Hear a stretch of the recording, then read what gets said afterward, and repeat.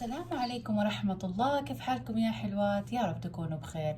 فيديو اليوم إن شاء الله من سلسلة مفضلاتي أو سلسلة ريفيو عن المنتجات. في هنا عندي منتجات خلصتها، راح أوريكم هي وراح أقول لكم هل إذا حرجع أشتريها أو لا. فإذا كنت مهتمة وحابة تعرفي تفاصيل أكثر تابعي معي الفيديو للآخر. بس قبل يا حلوة لا تنسي تشتركي بالقناة وتفعلي جرس التنبيه، وكمان لا تنسي تحطي لي لايك. ويلا نبدأ على بركة الله. المنتجات اللي راح تشوفوها الآن سواء كانت منتجات خاصة بالبشرة أو الشعر أو الجسم، هي من وجهة نظري أنا، يعني راح أقول رأيي الشخصي فيها. حبيتها أو لا، وهل حرجع أشتريها أو لا. دائما أعمل هذه السلسلة، راح تلقوا في سلسلة أو في فيديوهات كثيرة من هذه السلسلة. في الفيديوهات ارجعوا لها يعني إذا حابين تاخذوا فكرة. طيب أول حاجة، أنا دائما أجمعها في السلة هذه أو في البوكس اللي شفتوه قبل فترة، فراح أخذ كده عشوائي اللي يطلع معايا. أول شيء منتجات تروسومي أو تروسومي. هذه المنتجات بصراحة على قد ما إنه سعرها شوية مرتفع، لكن حلوة سعرها زي ما نقول فيها. بالمناسبة قبل الشامبو هذا انا اخذته من البشوات فسعره مخفض، لكن هي اصلا في الصيدليات او في السوبر ماركتات سعرها مره مرتفع. بصراحة كل منتجات روزومي اللي جربتها للشعر مرة حلوة، فكنت استخدم هذا الشامبو لحد ما خلص خلاص قبل ما اعمل المعالج في شعري. طبعا لما اعمل المعالج لا استخدم شامبو بلسم خاص فيه. فبصراحة تروسمي من المنتجات اللي أكثر من مرة أجربها وتخلص وأرجع أشتريها. حتى كمان في حامل الشعر من الحرارة، تقريبا سعره بحاجة و60 أو حاجة و70، مرة حلو. ترشيه برضه هو من تروسمي، ترشيه على كامل شعرك قبل ما تعرضي شعرك للحرارة سواء الاستشوار أو الفير. فحلو. فالشامبو او البلسم او الهير ماسك او اي حاجه من تروسومي حلو، وايوه ممكن ارجع اشتريها مره واثنين وثلاثه. ثاني منتج عندي المجموعة هذه اللي أخذتها من سيفورا اللي في ماليزيا، أكيد شفتوها في مشترياتي من السفر. جات عبارة عن سكراب وعن بادي لوشن وعن شاور جل. الشاور الجل لسه ما خلص، ولكن خلص البادي لوشن والسكراب. حبيتها أو لا كريحة أيوة، لكن إنه كترطيب مو مرة. وخلص بسرعة العبوة 200 ملي بس تحسوها أقل مرة خلص بسرعة. والسكراب هو سكراب يومي يعتبر، ولكن خفيف خفيف يعني حتى ما هو سكراب يومي، فما حبيتها. فممكن إذا شفت هذه المجموعة هنا لا ما أعتقد إني حشتريها، لأنه ما حبيتها، ما حسيت إنها عملت شيء. كمان من منتجات الشعر اللي جربتها برضو قبل ما اعمل المعالج هربل اسنس، ومش اول مرة برضو، ولكن كانت تقريبا اول مرة اجرب اللي بالفراولة البيضاء والنعناع. حلو بصراحة، ريحته مرة حلوة. برضو هربل اسنس زي ما قلت لكم ما هي من مش اول مرة اشتريها يعني او اجربها، فحلوة. سعرها يعني في العشرينات تقريبا او في الثلاثينات، ما يعتبر سعرها مرة عالي، بس بصراحة من المنتجات اللي تخلص وارجع اشتريها لانها مره من المنتجات. تقريبا ما شاء الله تبارك الله السله عندي كلها ايجابي عفوا، يعني كلها ما شاء الله ممكن اني اشتريها مره ثانيه. عندي كمان السيريوم هذا بفيتامين سي، حلو بصراحة. مو أول مرة أنا أجربه، أكثر من مرة تقريبا. يعني أسوي وأقطع فترة طويلة وبعدين أرجع أشتري تاني، وأقطع فترة طويلة وأرجع. بس بصراحة حلو، ولكن حلو إنك تسويه في الليل، يعني ما تخرج فيه في النهار او انك تسويه وتدخلي على المطبخ.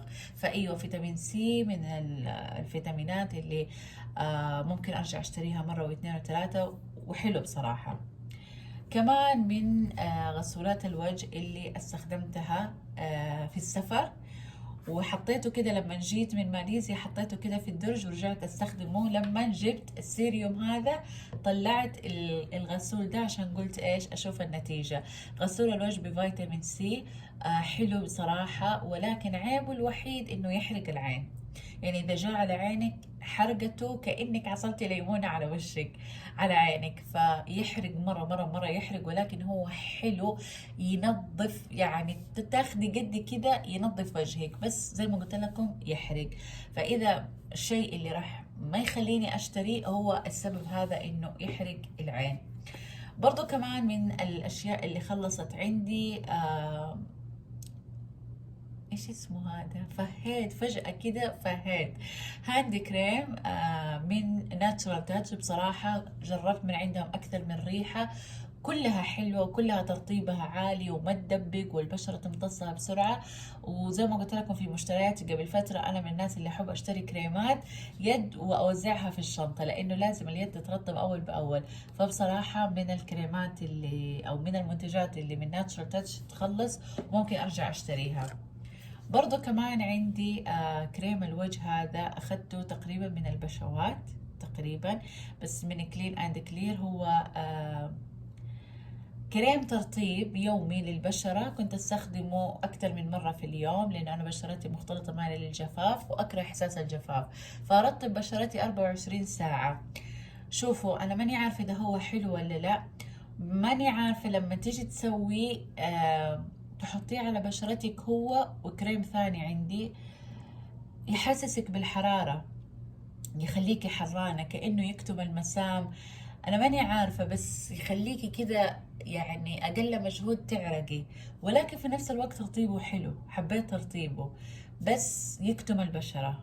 ف لا، ما أعتقد إني أرجع أشتريه، لأنه ما أدري، حاسة إنه في شيء غلط في استخدامه.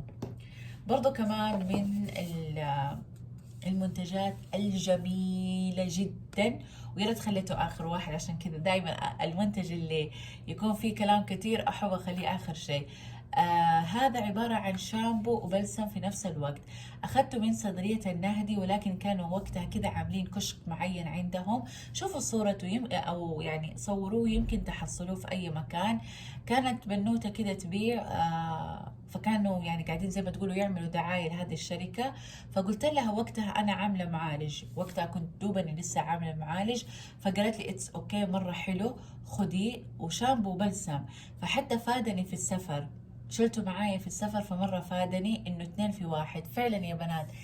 ينظف البشرة سوري، ينظف الشعر وفي نفس الوقت يرطب، وفي نفس الوقت حافظ لي على المعالج. لاحظوا أنا أعمل معالج، يعني حاليا عاملة بروتين، بس قبلها ماني عارفة المعالج، أتوقع إنها حطت لي وقتها بوتوكس أتوقع، فحافظ لي عليه وما فكه. فمرة حلو، كان سعره تقريبا في العشرينات أو في الثلاثينات. ماني عارفة إذا موجود قلت لكم في صيدلية النهدي أو لا، ولكن وقتها كان في كشك وبنوتة تبيع، فمرة حلو. لو حصلته أيوه ممكن أشتري مرة ثانية. من المنتجات اللي خلصت واللي أنا من سنين أستخدمها، منتجات بمناثين حلوة كترطيب يومي، طبية آمنة، تنفع جميع البشرات. بس هذا أنا أخذته كان للجسم، ولكن لا أخفيكم أنا كنت أستخدمه لوجهي، فترطيبه جدا عالي، حتى للأطفال ترى ترطيبه حلو. وكمان شوفوا جاية بالغلط حقت أصيل، إيش جابها هنا ما أدري. المهم برضو كمان من المنتجات اللي خلصت كريم من لاجير تقريبا اسمها الشركة دي، ما أعرف أنطقها.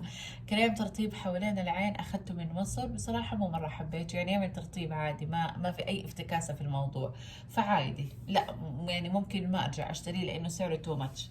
آخر حاجة عندي زبدة الجسم، هي ترى للجسم ولكن أنا استخدمتها على مدح حبيبة قلبي أم سارة للأقدام. طبعا هذه خلصت وأنا اشتريت، شفتوها في مشترياتي قبل فترة، اشتريت واحدة ثانية. بصراحة مرة حلو، مرة حلوة، ترطيبها عالي، وكمان معالج لتشققات الأقدام، تنفع كمان لليد وللركب والأكواع. فأيوة أكيد حرجع أشتريها، وأنا أوريدي أصلا مشترية. إلى هنا يا حلوات أكون وصلت معكم إلى نهاية الفيديو.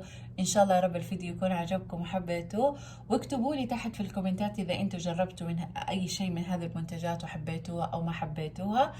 والله يعطيكم ألف عافية يا رب على المشاهدة، وانتظروني في فيديوهات قادمة بحول الله، في أمان الله، مع السلامة.